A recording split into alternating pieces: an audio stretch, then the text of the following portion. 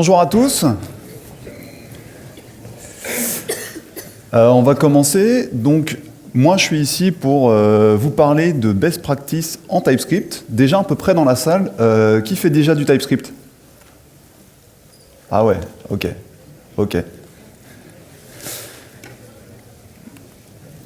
Alors, je vais commencer par me présenter brièvement. Je suis Félix Billon. Je suis tech lead dans une société de services qui s'appelle Decube. Je fais principalement, je fais beaucoup de front. Et depuis plusieurs années, donc, je fais du TypeScript. Je fais un petit peu de back aussi avec du .NET Core. Je co-organise le Meetup TypeScript sur Paris. Donc si vous avez l'occasion de faire un tour sur Paris, n'hésitez pas à venir aux différents Meetups organisés. Je suis membre d'une communauté sur Azure, Office 365 et SharePoint. Il y a pas mal d'événements à travers le monde, si ça peut vous intéresser aussi. Puis MVP sur la partie développeur technologie, blablabla. Et puis vous pouvez retrouver mon Twitter, mon GitHub et mon blog. Alors au sommaire, je vais commencer par faire une petite intro. Ensuite, je vais parler très brièvement d'architecture. Je vous parlerai ensuite de transpilation, de typage, et puis de la migration JS vers TS si on a le temps, et une petite conclusion. Le but du talk, quand même, c'est aussi d'essayer d'intégrer les personnes qui n'ont jamais fait de TypeScript et que les personnes qui ont déjà fait du TypeScript aient également des choses à manger. Alors, en intro, on va déjà rappeler un petit peu comment se porte un peu la popularité de TypeScript. Est-ce que c'est en train de tomber? Est-ce que c'est en train de monter? TypeScript se porte plutôt bien. On peut voir ici, via un Google Trend, que depuis quand même un peu l'annonce en 2016 et la sortie en 2016 d'Angular 2.0 qui utilise donc TypeScript, on voit qu'il y a quand même une très belle augmentation de la popularité des recherches. Il y a une enquête ici, donc ça c'est la Developer Survey, c'est une enquête qui est faite chaque année auprès des développeurs par Stack Overflow. Et TypeScript apparaît pour la deuxième année consécutive dans le top 5 des langages les plus aimés. Donc ça veut dire qu'il y a de plus en plus de gens qui utilisent TypeScript, mais en plus qui aiment l'utiliser. Ici, c'est le nombre de repositories sur GitHub, donc la petite ligne que vous voyez ici qui est en augmentation de façon fulgurante, eh bien c'est TypeScript. Donc sur GitHub, il y a aussi de plus en plus de repositories qui passent sur TypeScript. Alors sur GitHub, ça s'explique aussi que c'est le langage numéro 1 sur GitHub, c'est JavaScript. Et donc il y a beaucoup de repositories écrits en JavaScript qui passent sur TypeScript. Et puis le nombre de téléchargements du package NPM de TypeScript, on voit aussi que pareil, on a passé la barre des 12,5 millions de téléchargements par jour, donc c'est quand même assez important. Et on voit pareil qu'il y a des petites fluctuations, mais ça continue de croître. Alors dans le monde de l'open source qui utilise TypeScript, il y a Visual Studio Code principalement qui l'utilise, qui a été écrit en Electron et qui utilise TypeScript derrière. On a Angular, Ionic et puis RxJS. Donc Angular, la version 2, a été écrite en TypeScript. Et puis vu que Angular se repose sur RxJS et que Ionic utilise pas mal Angular, donc c'est pareil, il y a du TypeScript dedans. NativeScript qui permet de développer des applications natives pour iOS et Android. Pareil, il y a pas mal de briques écrites en TypeScript. Il y a TensorFlow, donc le SDK JavaScript du système de deep learning de Google, qui pareil est écrit en TypeScript. Et Google a donc annoncé en 2017 que c'était un langage qui était officiellement utilisé en interne chez eux. Ça veut dire qu'ils l'utilisent pour des produits internes comme pour des produits externes. Il y a Nest.js, d'ailleurs vous allez avoir une présentation, il me semble, là-dessus cet après-midi, sur un framework Node.js qui, pareil, est écrit en TypeScript. Et la grosse annonce des derniers mois, c'est que Vue.js va être entièrement réécrit en TypeScript. Donc il ne manque plus que React, mais il y a des gros efforts de la part des équipes de Microsoft qui sont sur TypeScript pour faire fonctionner TypeScript avec React. Et Angular et Vue vont être maintenant écrits en TypeScript. Donc TypeScript dans tout ça, basiquement, qu'est-ce que c'est? C'est un surensemble du JavaScript, et cette phrase, en fait, elle a un sens très important, parce que qui dit que c'est un surensemble, ça signifie qu'en fait, une ligne de JavaScript, c'est du TypeScript, tout simplement. C'est made in Microsoft, open source sur GitHub, donc tout le monde peut participer, contribuer à le faire évoluer. En 2014, il y a la 1.0 qui est sortie, et actuellement, on en est à la 3.1. Donc ils font des mises à jour, des passements de versions majeures, on va dire, tous les 2 ans, et puis très régulièrement, il y a des versions mineures qui arrivent, avec plein de nouvelles fonctionnalités. Et les principales fonctionnalités, c'est la transpilation. Donc dans la transpilation, je n'ai pas mis que le downgrade de code. En fait, je vais mettre toutes les features qui vont générer du code JavaScript. Comme pour ceux qui ont déjà fait du TypeScript, par exemple, les enums, ça va générer du code JavaScript. Donc pour moi, ça fait partie également de la transpilation. Et la deuxième fonctionnalité, c'est le typage. Ce sont toutes les features qui sont utiles uniquement à la compilation et qui ne vont pas générer de code en sortie.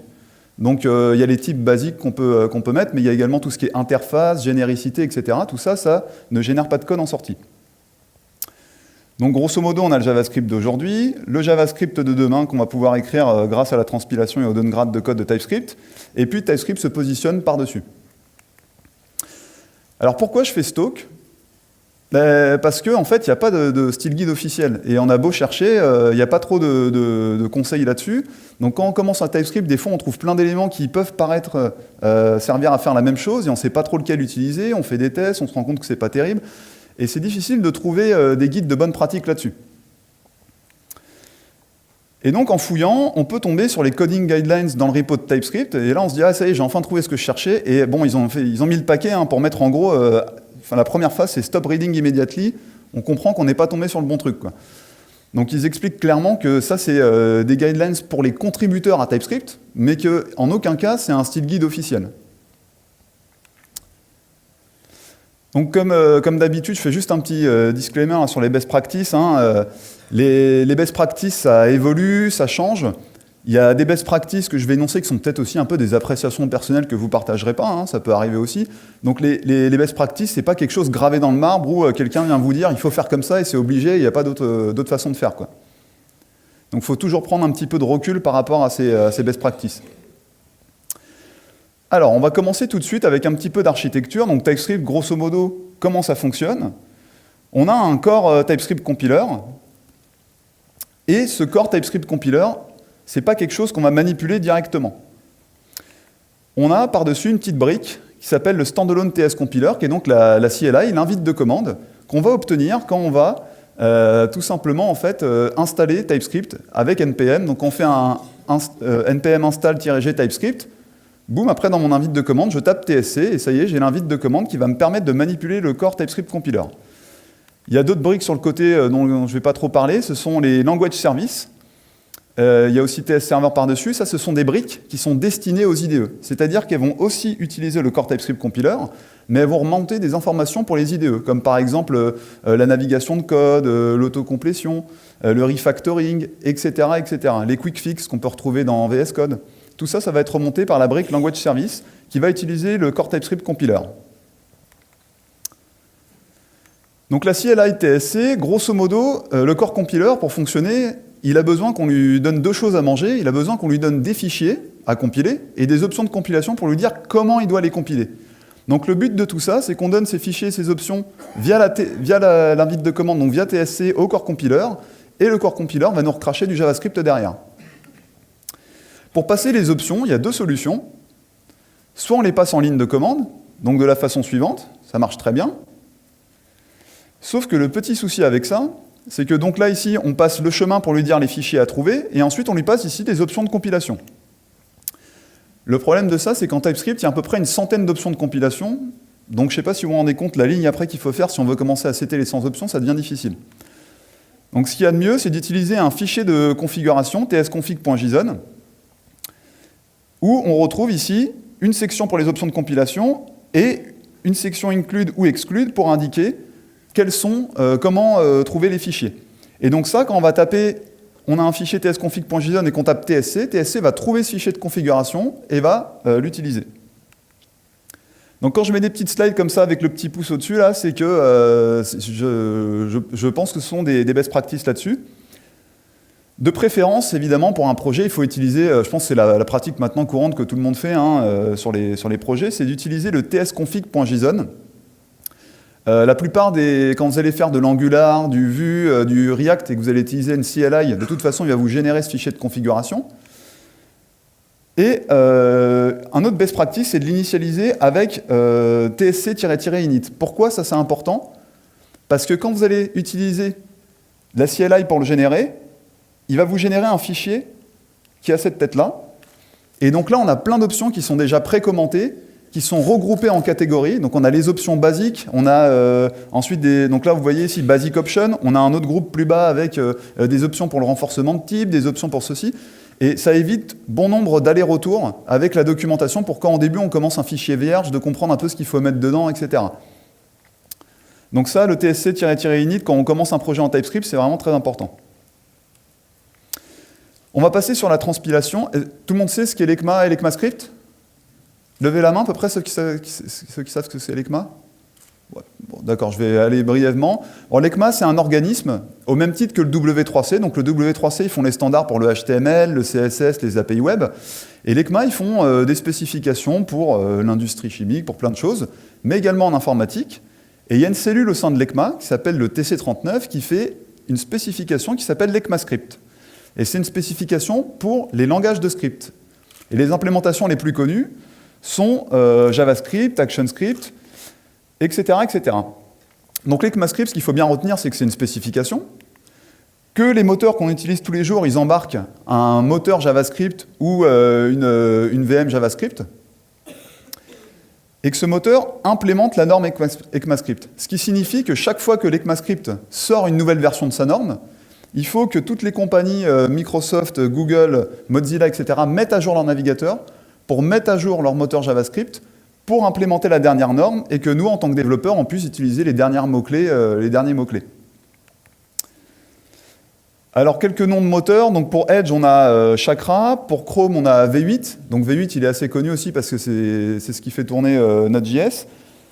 Pour Firefox, on a SpiderMonkey, etc., etc. Donc, je ne vais pas retracer tout l'historique de l'ECMA, mais c'est juste pour se resituer un petit peu, on en est où actuellement. Donc, en 97, il y a la première version qui sort. Ensuite, les 2 années qui suivent, il y a des petites versions pas terribles. Et puis en 2008, il devait y avoir une énorme version avec plein de nouvelles features dans l'ECMAScript et donc pour le JavaScript qui tombe à l'eau.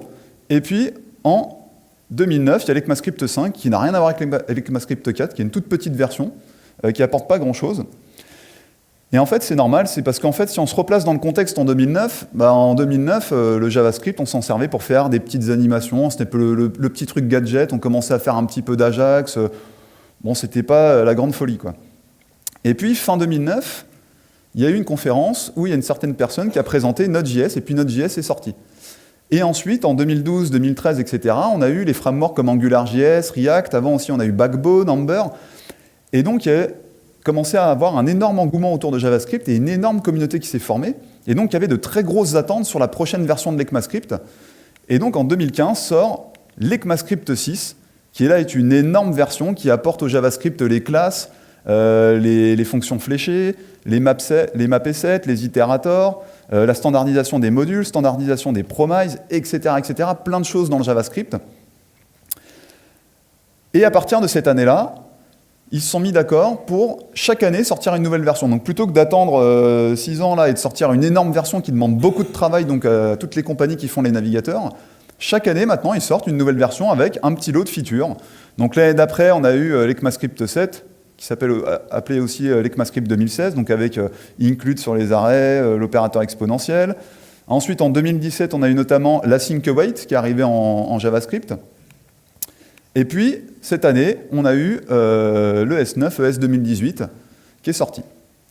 Donc là, ce qu'il faut bien se mettre en tête, c'est que chaque nouvelle version, là, boum, c'est du travail pour Microsoft, Mozilla, Google, etc. Et là, pourquoi il y a la transpilation? Si on regarde le taux d'implémentation de l'ECMAScript 7 et plus, il y en a un qui pêche un petit peu comme d'habitude, c'est IE. Alors, pourquoi IE pêche plus que les autres ici? Parce qu'en fait, il y a des anciennes versions de Firefox et de Chrome. Moi, ça m'est déjà arrivé d'arriver chez un client et de vouloir faire de l'ECMAScript 6. Et il avait, donc, en entreprise, ils utilisaient Firefox, ils avaient une vieille version de Firefox qui était bloquée. Et c'est pareil, ça n'implémentait pas du tout l'ECMAScript 6. Donc pour Firefox et Chrome, ils ont beaucoup plus de versions puisque leur navigateur ne dépend pas de l'OS. Donc forcément, c'est moins compliqué à mettre à jour. Après, c'est vrai aussi qu'ils mettent pas mal le paquet là, pour implémenter les features de l'ECMA. Mais donc, à l'heure actuelle, si je commence à faire de l'ECMAScript 6 ou de l'ECMAScript 7 et plus, eh bien, ça ne marchera pas sur IE 11 et sur des vieilles versions de Firefox, Chrome, Safari, etc. Et pour certains clients, c'est problématique, parce que d'un seul coup, on perd énormément de parts de marché. Et c'est pour ça que la transpilation existe. Et en fait, la transpilation, c'est rien d'autre qu'un terme spécifique de compilation. Donc la compilation, c'est je prends du code source, je le transforme dans un autre code source. Et la transpilation, c'est je prends du code source et je le transforme dans un autre code source, mais qui a le même niveau d'abstraction. Donc ici, la transpilation va nous permettre d'écrire du JavaScript qui va dépendre de la norme, par exemple, ECMAScript 6, qui va utiliser des features d'ECMAScript 7, etc. Et de l'autre côté, il va nous sortir du JavaScript qui va implémenter la norme de l'ECMAScript 5, qui sera donc compatible IE11. Donc pour un petit exemple, ici, j'ai mon fichier, j'ai une petite classe dedans. Alors, à part cette petite ligne ici, qui ça est du pur TypeScript où je déclare une propriété, et ici où j'ajoute un type, tout le reste, sans les types, là, tout le reste, c'est du pur JavaScript. Et de l'autre côté, après être passé dans le compilateur TypeScript, il va me recracher ceci. Donc ça, c'est de l'ECMAScript 5, et c'était la façon de faire une classe avec l'ECMAScript 5, une fonction constructeur, utilisation du prototype pour attacher une méthode, remplacement du mot-clé let par le mot-clé var, etc., etc. Et donc ça, ce code-là, il va marcher sur IE11 sans souci. Donc pour la configuration de la transpilation, on utilise une option de compilation qui s'appelle target, et on lui dit en gros quelle version, quelle norme on veut cibler. Donc on peut aller jusqu'à de l'ECMAScript 3. Évidemment, plus on descend bas, plus on va toucher de navigateur, mais moins on aura de features de dispo, parce que plus c'est difficile d'émuler et de simuler donc, les features. Quand on commence un peu aussi en TypeScript, souvent on se pose la question de... On voit apparaître des librairies de polyfills, etc. On ne comprend pas, mais alors pourquoi il y a la transpilation, pourquoi il y a les polyfills à côté, pourquoi l'un sert à quelque chose, pourquoi l'autre fait d'autres choses, pourquoi les deux marchent ensemble aussi. La transpilation, grosso modo, c'est des fichiers TS ou des fichiers JS. Hein. En TypeScript, on prend des fichiers TS, mais il y a d'autres transpilateurs qui vont prendre du JS pour pour passer à du JS. Je les compile, et ensuite, ce sont ces fichiers qui sont chargés dans le navigateur. Donc, c'est les fichiers qui sont... C'est une phase qui est faite en amont, et c'est les fichiers qui ont été transpilés qui sont chargés dans le navigateur. Ça veut dire que même si j'utilise un navigateur récent qui n'a pas du tout besoin de features transpilées, c'est trop tard, c'est fait en avance de phase, c'est transpilé. Les polyfills, c'est des petits fichiers qui vont contenir ce type de patch. Donc c'est un ou plusieurs fichiers qui vont contenir des patchs. Et là, par exemple, je teste si sur array, j'ai la propriété filter qui existe. Si ça n'existe pas, alors je l'implémente. Et la grosse différence, c'est que ces fichiers, ces fichiers vont être chargés par le navigateur, exécutés au runtime, et vont patcher les déficiences du navigateur. Donc la grosse diff, c'est que la transpilation s'est fait en avance de phase, et les polyfills, c'est fait au runtime. Donc il y a des features qui seront plus efficaces, ça sera plus efficace de les faire via la transpilation, et d'autres via des polyfills, parce que certaines features, ça va être plus coûteux de les transpiler tout le temps, alors que des navigateurs n'en auront pas besoin, et on va préférer le faire en runtime pour ne pas pénaliser ceux qui ont déjà cette feature d'implémenter. Donc quelques best practices sur la transpilation, ça paraît adapter le niveau de transpilation en navigateur ciblé, ça paraît idiot, mais en fait, la plupart des CLI qu'on utilise, que ce soit Angular, CLI, Vue, CLI, etc., par défaut, ils vont nous mettre ECMAScript 5. Et moi, par exemple, récemment, je travaille pour un client où, lui, il veut les 2 dernières versions de Chrome. Et donc, moi, au début, je ne faisais pas attention, et puis je regarde la taille des fichiers en sortie, puis je me dis, c'est quand même costaud, et en fait, finalement, j'avais complètement oublié de changer cette option. Parce qu'on a tellement l'habitude de tout le temps transpiler de l'ECMAScript 5, il faut bien penser à l'adapter au navigateur ciblé, parce que cette transpilation, évidemment, elle a un coût. Elle a un coût sur la taille des fichiers en sortie, elle a un coût sur le temps d'exécution, etc., etc.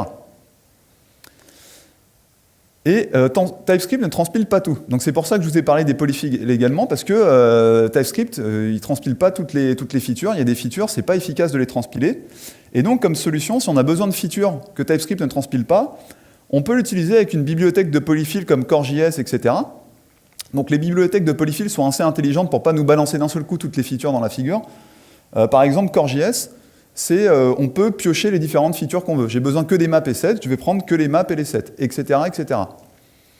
Par exemple, avec la CLI d'Angular, quand vous faites un nouveau projet avec NGNU, eh ben, automatiquement, il va vous mettre un fichier polyfill.ts où il va piocher des polyfills depuis CoreJS.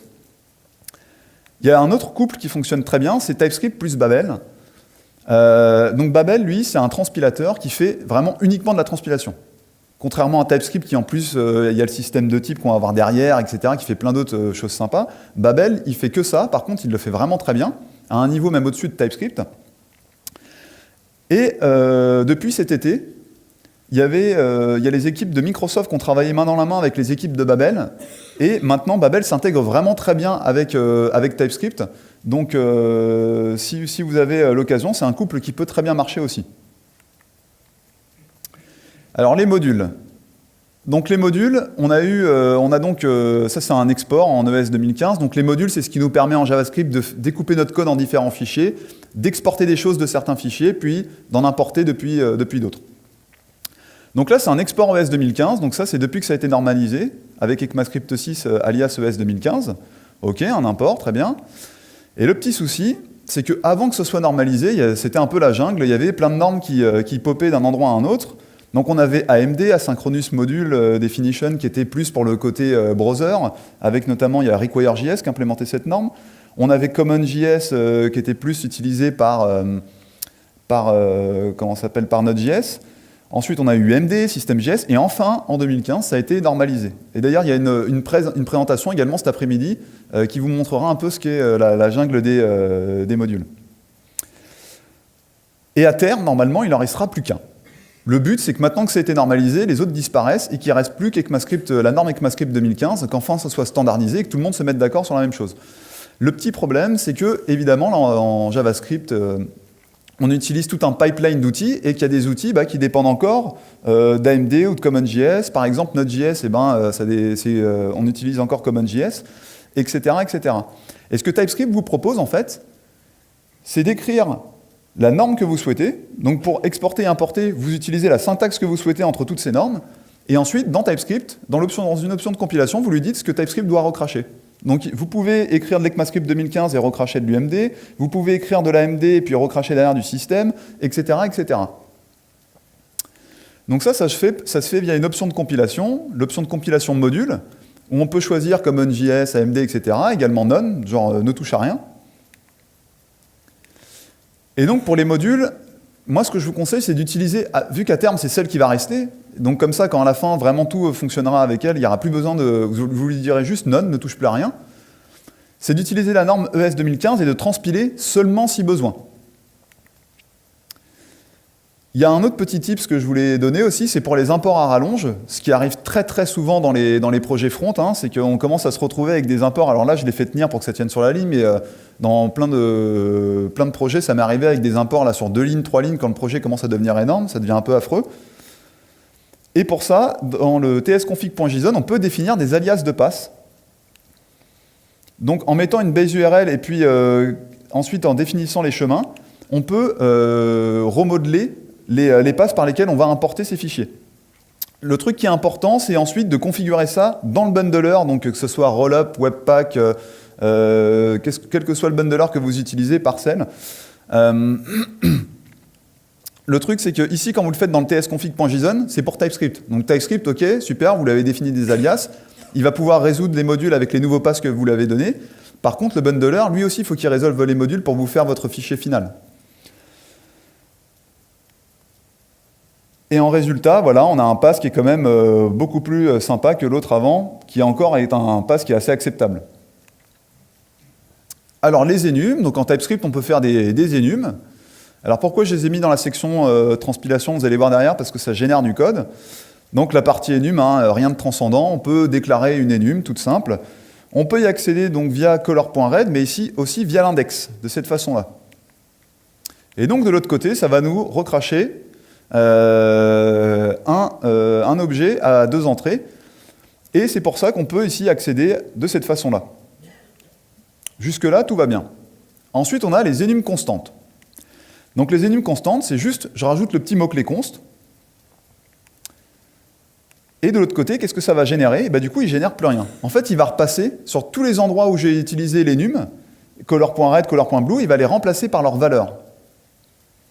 Le seul petit souci avec ça, c'est que du coup, ça ne fonctionne plus du tout, puisque j'ai plus d'objet qui est généré ici. Donc ça va péter. Heureusement, TypeScript, il me dit pas, t'inquiète pas, tranquille, ça va marcher, puis ça va péter au runtime finalement. Il va m'avertir, lors de la compilation, il va me dire, attention, tu y accèdes par l'index, tu as dit que c'était une const enum, là, ça va pas marcher. Pour les enums, ce que je conseille, c'est de faire un maximum de const enum. Pourquoi? Parce que déjà, ça génère moins de code, et que c'est surtout, en fait, Les enums servent à décorer, alors on peut faire aussi des strings enums, donc ça sert à décorer des chaînes magiques ou des nombres magiques, à poser un nom dessus pour que c'est une signification. Mais c'est différent, des maps, objects, etc. Donc je vais revenir dessus juste après. Attention à l'option préserve const enum. Préserve const enum, ce que ça lui dit, c'est que, ok, tu as utilisé le mot-clé const, mais grâce à cette option, je te propose de en fait quand même générer du code pour les const enum. Donc moi personnellement, je trouve ça un peu bizarre comme option, mais pourquoi pas. Et donc, si on commence à accéder via l'index, donc comme tout à l'heure, on voyait le color crochet color.red, est-ce que c'est vraiment une enum dont on a besoin? Est-ce qu'on n'a pas plutôt besoin d'un objet qui fait office de dictionnaire clé-valeur, d'un map, d'un set, etc.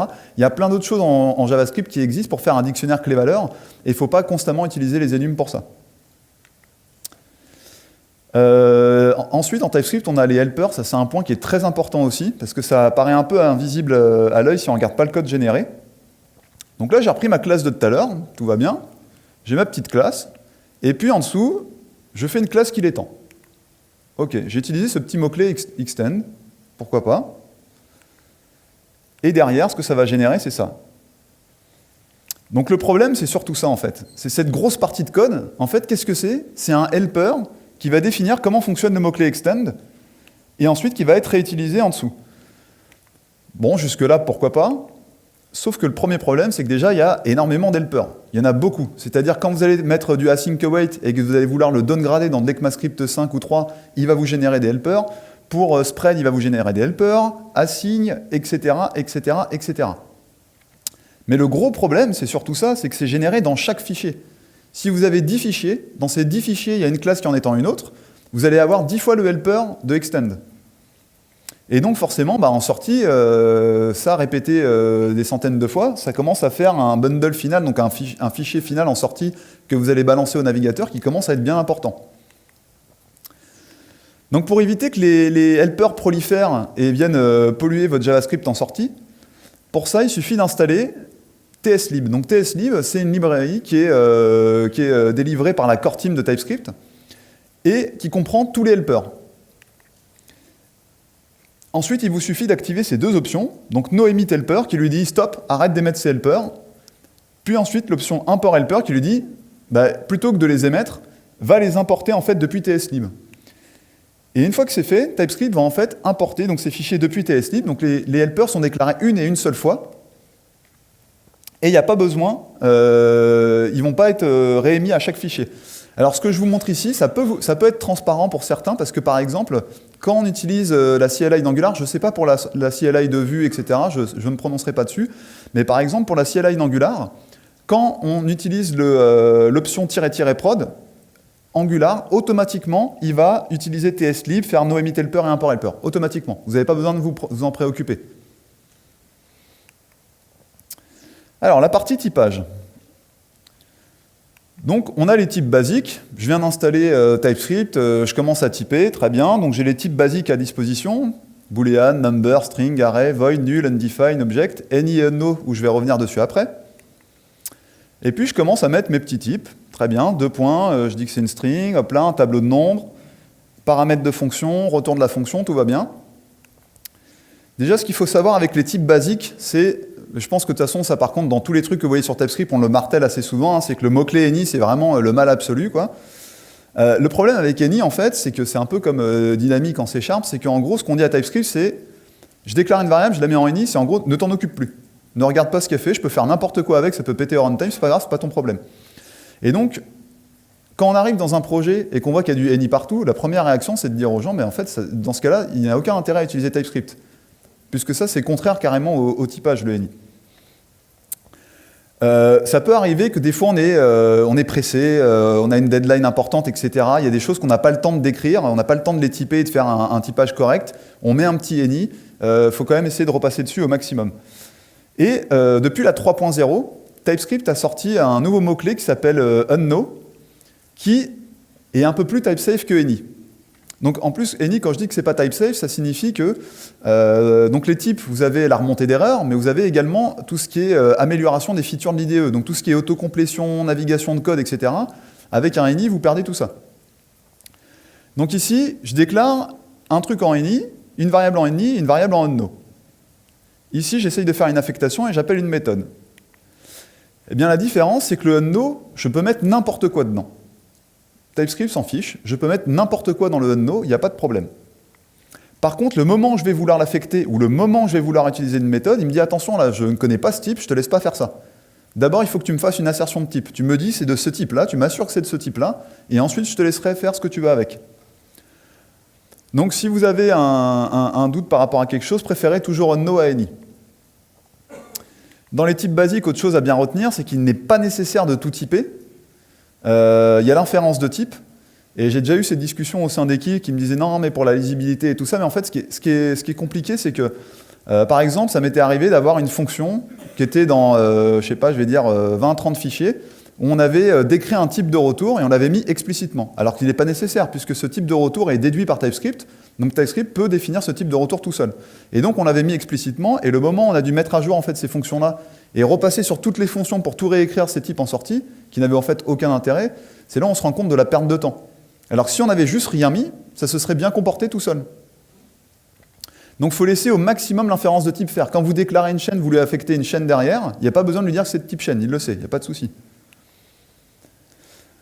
Et bon, un dernier rappel, c'est que les types sont utiles uniquement à la compilation. On l'a vu tout à l'heure quand ça transpilait. Au runtime, vos types ne servent plus à rien. Alors il y a des librairies qui permettent de faire des choses. Je ne suis pas allé les explorer, je ne sais pas ce que ça donne. Mais c'est vraiment pas du tout dans le but de TypeScript. Ce n'est pas dans les design goals de TypeScript de faire du check de type au runtime.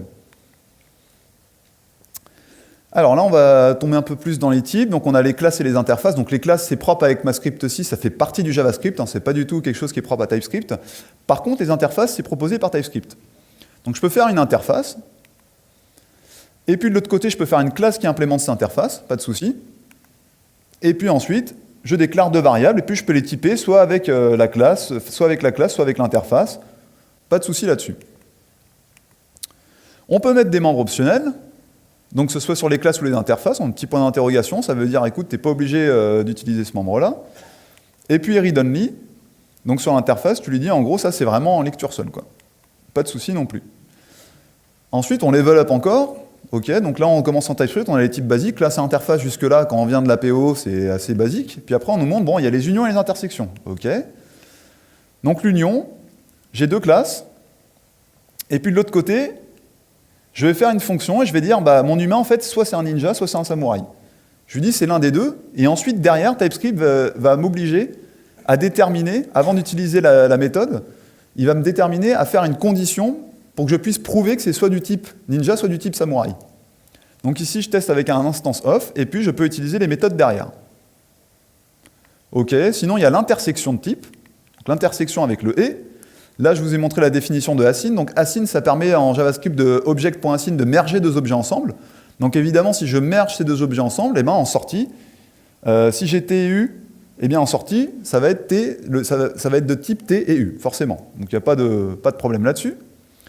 OK, on a vu les intersections. Après, il y a les alias de type. Je reprends, j'ai mes deux classes.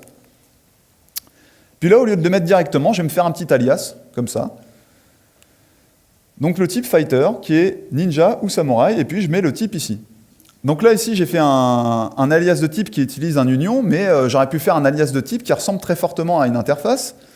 Et le problème dans tout ça, c'est quand on commence en TypeScript, qu'on se mange les interfaces, les classes, les alias, au bout d'un moment, on fait, mais qu'est-ce qu'on utilise? Et la partie la plus étrange que je vous ai montrée aussi, c'est que, et ce qui est d'ailleurs poussé par le style guide d'Angular, c'est que les classes peuvent être utilisées comme des interfaces. Donc une classe peut en implémenter une autre. Et là, quand tu viens de la programmation orientée objet, au début, ça te met une claque à la figure, tu te dis, mais qu'est-ce qui se passe? Pourquoi ils ont fait ça? Que se passe-t-il? Qu'est-ce que j'utilise? Quand je dois utiliser quoi? Et ça, c'est un peu compliqué au début. Et surtout que le style guide d'Angular nous dit, bah, en gros, te prends pas la tête, utilise des classes tout le temps, parce que de toute façon, les classes peuvent être utilisées comme des interfaces, et la communauté TypeScript n'est pas forcément d'accord avec ça. Lequel utiliser? Grosso modo, si vous avez besoin, les classes, ça va générer du code. Si vous avez besoin d'implémentation, utilisez une classe. Si vous avez besoin de mettre des méthodes, de définir des choses, etc., vous utilisez une classe. Pourquoi ne pas utiliser une classe comme interface? Déjà parce que sémantiquement, quand quelqu'un va passer derrière vous, ça va être vachement compliqué de comprendre pourquoi vous avez implémenté une classe, premièrement. Et ensuite, ça a plein de restrictions. Si sur la classe, vous mettez un membre privé, boum, d'un seul coup, on ne peut plus l'implémenter de l'autre côté. Il y a pas mal de choses qui vont vous compliquer la vie. Si vous êtes forcé d'utiliser un union ou un intersection, il n'y a pas le choix, alias de type. Vous utilisez les alias de type. Et ensuite, autrement, entre alias ou interface, il suffit de faire un choix et de rester consistant dessus. Il y a des équipes qui vont dire « Ah non, moi je ne supporte pas les interfaces, je veux faire que des alias », puisque les alias, ça revient un peu à des interfaces. Hein. Vous pouvez les implémenter de l'autre côté, vous pouvez, etc., etc. Et donc, il faut faire un choix et rester consistant sur ce choix. Autre chose importante aussi, quand on vient du monde C#, Java et qu'on commence à faire du TypeScript, c'est le structural typing contre le nominal typing. Donc ici, j'ai une classe, order, avec un ID. J'ai une classe user qui a 2 propriétés, et j'ai une fonction qui doit traiter une commande. Je lui dis bien, je veux une commande dans cette fonction. OK, de l'autre côté, je déclare 2 objets, et puis je les fais processer par ma fonction. Et ma fonction, elle traite un user. Il n'y a pas de souci, ça ne lui pose pas de problème. Tranquille, je lui donne un user, OK, elle le traite. Et ça, quand on vient du C# ou du Java, ça nous choque, on ne comprend pas. Mais attends, qu'est-ce qu'elle fait? Mais en fait, le truc, c'est que TypeScript détermine que user est au moins aussi grand qu'objet, que order, est au moins aussi grand que order. Donc pour lui, user, il a la propriété ID, order là, order n'a pas d'autre propriété que user n'a pas, donc pour lui, pas de souci, au runtime, ça ne va pas péter. Lui, ce qu'il regarde, c'est la structure des objets et non les noms. Il se fiche complètement que ça s'appelle user ou order. Ce n'est pas son problème. Pour faire du nominal typing, vous allez trouver toutes sortes de magie noire et de magie obscure. Il y a plein de hacks différents qui existent. Moi, je vais vous en montrer un. Après, il y a un truc, c'est que c'est sur la roadmap de TypeScript. Qu'est-ce que ça signifie que c'est sur la roadmap? Ils l'ont mis en investigation. Ça veut dire, ouais, on va peut-être regarder. Ils ne l'ont pas mis, ils vont le faire. Ils vont investiguer dessus. Pourquoi? Parce que dans certains cas, ça peut être utile, même par exemple pour des types littérales, comme par exemple le type number. Par exemple, je voudrais que quand j'ai un ID de order, je ne puisse pas l'affecter à un ID de user. Ce ne sont pas les mêmes données. Alors une technique pour obliger le nominal typing ici sur les classes, eh bien, il suffit de déclarer une propriété privée. Donc on l'appelle nominal, on peut l'appeler brand aussi. C'est une norme qui apparaît pas mal dans le code source de TypeScript. Et de l'autre côté, là par contre, eh bien, il va bien me péter une erreur. Il va me dire non, je ne peux pas utiliser user, ils ont chacun une propriété privée et je peux pas ils sont incompatibles. Et vous allez trouver plein d'autres types de hacks avec des unions, avec des trucs et tout ça, mais le problème c'est que, vu que déjà ce sont des hacks, ça se base sur des hacks, potentiellement dans une nouvelle version de TypeScript, ça ne marchera plus. Donc c'est jamais extrêmement fiable. À voir s'ils vont décider d'implémenter ça nativement. Je switch directement sur autre chose. Pour moi, s'il y a un truc à retenir de cette présentation, c'est ceci, c'est maximiser le contrôle des types. Et c'est cette option dont on parle assez peu souvent, qui s'appelle l'option strict, et qui va permettre de renforcer et de vraiment utiliser TypeScript au maximum. Et en fait, cette option strict, c'est une option maître qui va activer plein de sous-options. Donc quand vous l'activez, d'un seul coup, sur votre projet, ça va activer no implicit any, no implicit this, always strict, strict null check, etc. Donc, tous ces trucs-là, ça va renforcer le contrôle de type. Donc, il ne faut pas paniquer hein, quand on active strict sur un projet qui a une bonne base de code. Bah ouais, il y a plein d'erreurs qui vont péter partout. C'est normal. C'est le but, justement. Par contre, vous pouvez activer l'objet directement. Donc, sur un nouveau projet, on ne se pose pas la question, on active strict directement. OK. On peut incrémenter sinon de façon incrémentale. Donc sur un projet qui a une grosse base de code, vous n'êtes pas obligé d'activer toutes les sous-options directement. Vous pouvez en fait faire de la façon suivante, vous mettez strict à true, et ensuite vous mettez toutes les autres options à false, et dans ce cas-là, vous avez strict d'activer, mais toutes les autres options qui ne sont pas activées. Et progressivement, vous allez commenter les lignes. Donc là, vous commentez la première ligne, boum, no implicit any activé, vous avez une première charge d'erreur qu'il faut corriger. Hop là, vous corrigez sur une branche à part, vous committez, vous pushez, boum, vous désactivez, vous mettez ça en commentaire, vous activez la deuxième, et etc., etc., et vous passez sur chacune des options de cette façon-là. Il y a un truc qui est sûr, c'est que dans toutes ces options, la strict null check, c'est celle qui va vous donner le plus de travail, parce que c'est une option qui est assez costaud, et et je vous laisserai aller regarder ce qui est fait, mais elle est vraiment très importante et elle va vous permettre de bloquer plein de cas au runtime où, par exemple, vous utilisez une variable en vous disant elle est de type string, de toute façon, il y a quelque chose dedans, alors qu'en fait, potentiellement, elle est undefined ou nulle, et TypeScript va vous forcer à tester qu'elle soit nulle ou undefined avant. Les fichiers de définition en TypeScript. Donc, un fichier de définition en TypeScript, qu'est-ce que c'est? Ça permet de décrire et de typer du code JavaScript. Et là, ça intervient notamment quand j'ai mon projet en TypeScript et puis d'un seul coup, j'ai envie d'utiliser des librairies externes et qui sont écrites en JavaScript. Mais j'ai envie d'avoir l'autocomplétion dessus, j'ai envie d'avoir du typage dessus, etc. Et bien dans ce cas-là, il faut un fichier de définition. Donc, je suis avec mon petit projet TypeScript, je vais utiliser un package NPM externe. Comment ça se passe? Première chose, il est écrit en TypeScript. Dans ce cas-là, j'ai rien besoin de faire. Je le fetch via NPM, je le récupère, je l'importe, c'est parti, je peux l'utiliser. Deuxième possibilité, il est écrit en JavaScript, mais avec un fichier de définition inclus. C'est le cas par exemple de Moment.js, qui est une librairie qui sert à gérer les dates en JavaScript, qui livre sa librairie avec son fichier de définition. Pareil, TypeScript va voir ça comme si c'était du TypeScript, il n'y a rien à faire. Et il y a d'autres cas où c'est écrit en JavaScript sans fichier de définition inclus directement. Et dans ce cas-là, il faut le récupérer sur addType, qui est ce qu'ils appellent un scope package, c'est un espace de nom sur NPM. Donc vous mettez addType / votre fichier, le nom de votre librairie, et vous allez le récupérer. Et un autre truc qui est super important, c'est que TypeScript utilise des fichiers de définition pour le JavaScript natif. Donc ça veut dire object assign, toutes les propriétés de array, toutes les propriétés de number, toutes les propriétés d'object, etc., toutes les méthodes, tout ça, qui est natif dans le navigateur. Eh bien, TypeScript, il a un fichier de définition pour vous décrire tout ça, qui s'appelle le lib.dts. Donc comment ça se passe quand par exemple, je vais utiliser AngularJS, je suis un petit peu en retard, pourquoi pas, et puis j'ai envie de faire de l'AngularJS. Eh bien, j'ai juste à faire npm install-savedave addType Angular. Dans mon package.json, j'ai bien le fichier de définition ici qui est installé, et quelle tête ça a? Eh bien, si on va dans les nodes modules et qu'on va dans addType, on voit ici que j'ai l'index.dts qui est donc le fichier de définition d'AngularJS.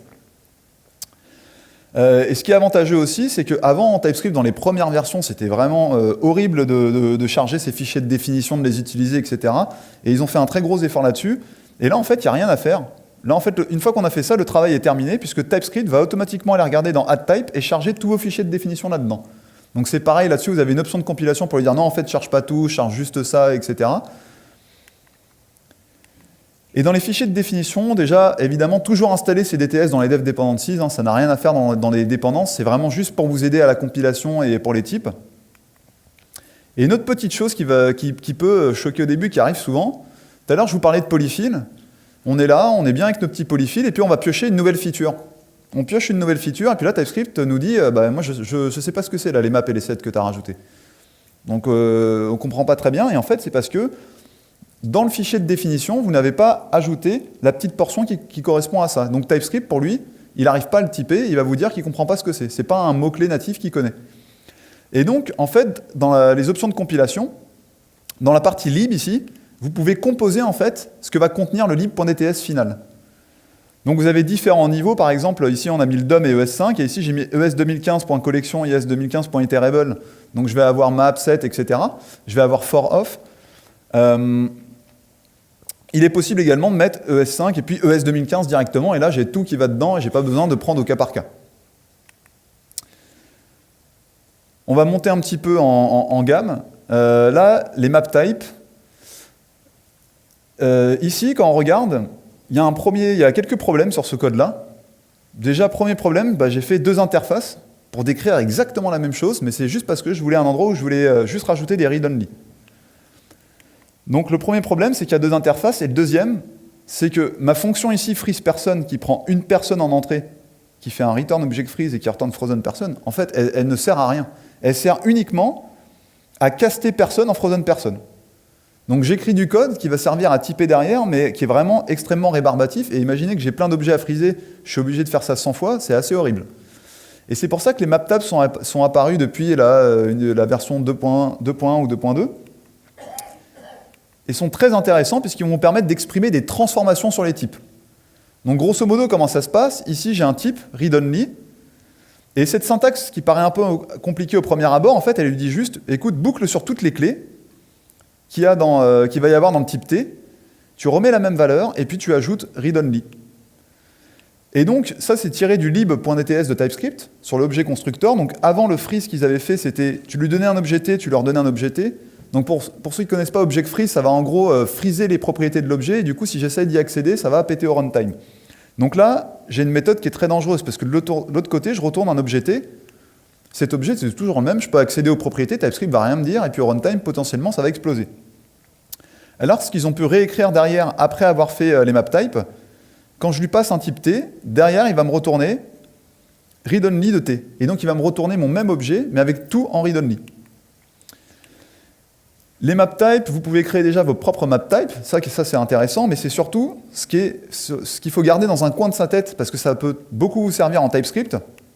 C'est tous les map types qui existent dans le fichier lib.dts de TypeScript et qui sont déjà prêts à l'emploi et que vous pouvez utiliser. Donc vous avez partial qui va rendre toutes les propriétés optionnelles, vous avez read-only qui va rendre toutes les propriétés read-only, required, etc., etc. Et donc ça, c'est bien de les garder dans un coin de votre tête parce que ça peut arriver des cas, par exemple, vous voulez rendre tout en optionnel, tout en read-only, etc. Et plutôt que de vous-même vous casser la tête, essayer de typer avec des fonctions ou faire des choses étranges, un map type, ça fait l'affaire nickel. Pour la migration de JS vers TS, il y a plusieurs solutions. Première solution, c'est en gros, je vais un peu mettre les doigts de pied dans TypeScript, je vais regarder vite fait un peu ce que ça donne. Et du coup, on a l'analyse du JavaScript via TypeScript. Donc pour un seul fichier, on met @check en haut du fichier JavaScript. Et globalement, via un tsconfig.json, on lui dit check.js. Donc en gros, tous les fichiers JavaScript, tu les analyses. Sauf que ces fichiers JavaScript n'ont pas de type. Et donc on a un niveau d'erreur qui n'est pas encore exceptionnel. Mais on peut rajouter des commentaires de type JSDoc et commencer à typer les choses.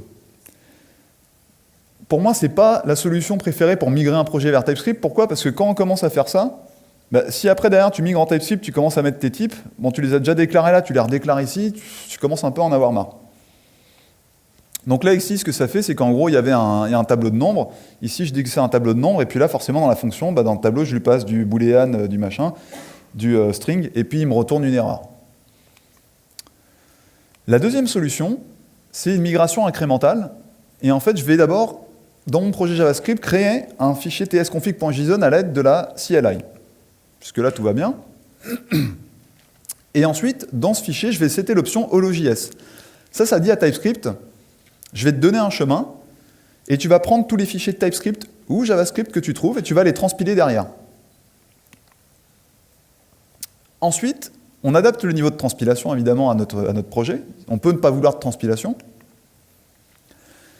Et ensuite, on renomme progressivement ces fichiers JS en .ts. On peut renommer un premier fichier, puis ensuite commit push, un autre fichier, on corrige les erreurs, commit push, etc., etc. Et on fait ça progressivement.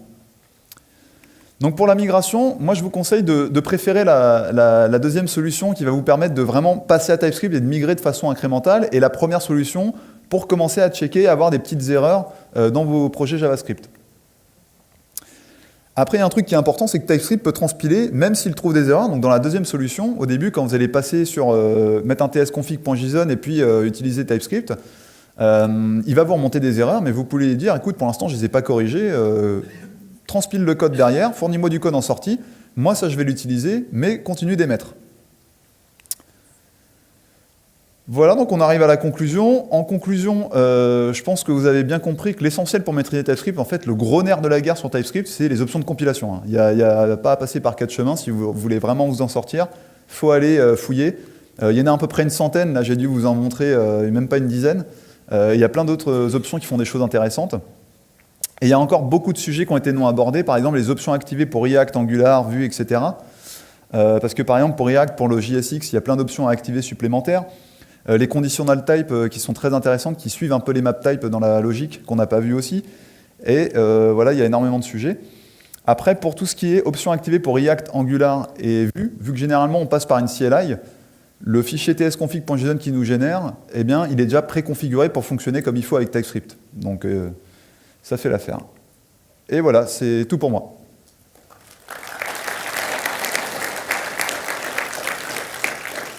Je ne sais pas si si vous avez des questions. Oui?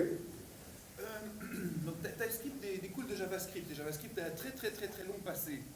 Oui.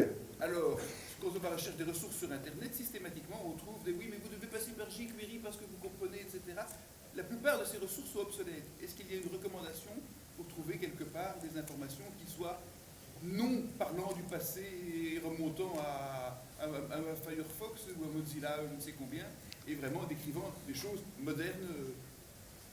Alors, par rapport aux ressources, bah après la première chose, c'est que c'est avec l'expérience qu'on décrypte les ressources, mais après sinon, pour TypeScript, moi s'il y a une ressource que je peux vous conseiller qui est vraiment très bien, c'est que donc il y a la documentation officielle, ok, mais il y a également Bassarat qui a fait un e-book sur Internet et qui concurrence vraiment la doc de TypeScript qui est vraiment bien fait.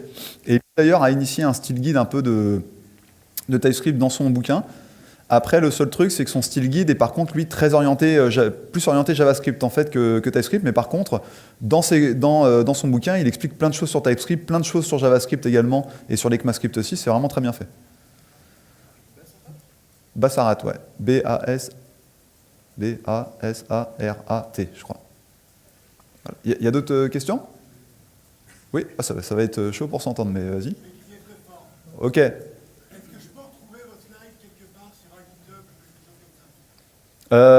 Pour l'instant non, mais je vais les mettre en ligne, je vais les diffuser. Déjà, je pense que je verrai si l'orga, on leur donne les slides, ils les rediffusent, ou est-ce que c'est moi qui les mets en ligne, on va se débrouiller, ouais, vous aurez accès aux slides sans souci. C'est tout pour les questions, c'est bon? Une question, oui? Par rapport à la migration de JS vers TS, quand on fait Ouais. une migration incrémentale fichier par fichier qu'on renomme en .ts, souvent les fichiers qu'on a renommés en TS utilisent des autres fichiers JS Ouais. qui ne sont pas, où on n'a pas de contrôle de type et souvent des erreurs qui remontent. Est-ce qu'il y a une bonne pratique par rapport à ça? Non, j'ai assez peu d'expérience sur la migration de projet de JS vers TS. Donc non, j'aurais pas de bonnes pratiques à te donner là-dessus. Je pense que tu peux trouver d'autres personnes qui s'y connaissent mieux là sur le sujet.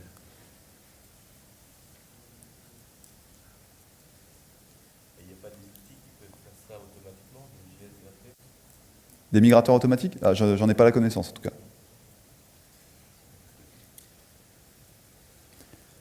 Il y a d'autres questions? Non, ok, bah merci beaucoup à vous en tout cas.